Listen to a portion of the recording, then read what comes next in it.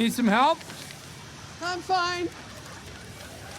Hello, welcome back to another episode. With the deaths of Nacho, Sandpaper, Howard, Mike's Loyalty, Lalo, and the Superlab, Season 6 of Better Call Saul has quickly moved through the list of outstanding mysteries from the spin-off. Breaking Bad's final steps were taken in Better Call Saul Season 6, Episode 9, when Kim broke up with Jimmy and left Albuquerque after becoming upset over the Howard incident.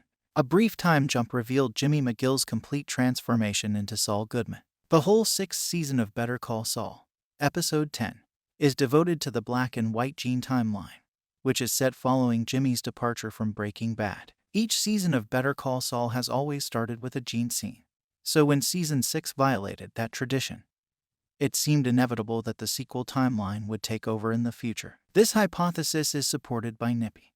You have a wife, right, Frank?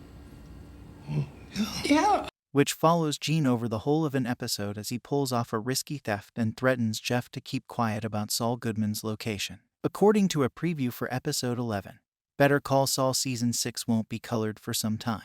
Although Better Call Saul's fun and games time skip lasted only a year, The Leap completed Jimmy McGill's origin story, answering every question and prepping every domino ready for Breaking Bad, even down to minor details like Saul Goodman's world's greatest lawyer mug. The past has nothing left to resolve and no questions to answer, giving Better Call Saul very little reason to resume its original timeline. All intrigue now lies with Gene Tech Havoc, meaning the future is where Better Call Saul's final trio of episodes will largely conduct their business. Why Better Call Saul still needs to return to its main timeline. Even though Gene will now be the primary character, Better Call Saul will eventually return to its original story, picking up after the fun and games time skip. The explanation is straightforward. Walter White and Jesse Pinkman's impending appearances can only take place in the past. According to Bryan Cranston, Walt and Jesse will appear in a sequence together in Better Call Saul Season 6. Since they can only appear together during the events of Breaking Bad, a return to Better Call Saul's main story is all but inevitable. While Better Call Saul needs one toe in the past for Walt and Jesse's sake, the overall series should end in Gene's timeline. The very nature of a prequel means audiences are already intimately familiar with how Better Call Saul's original timeline wraps up.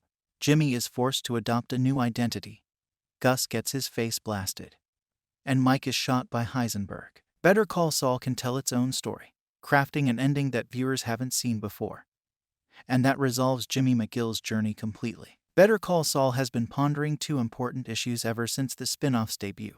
How did Jimmy McGill become Saul Goodman? And likewise, what followed Breaking Bad for Jimmy McGill? The Gene timeline was always intended to play a larger role in the final episodes, giving Jimmy's spin-off the conclusive ending it deserves.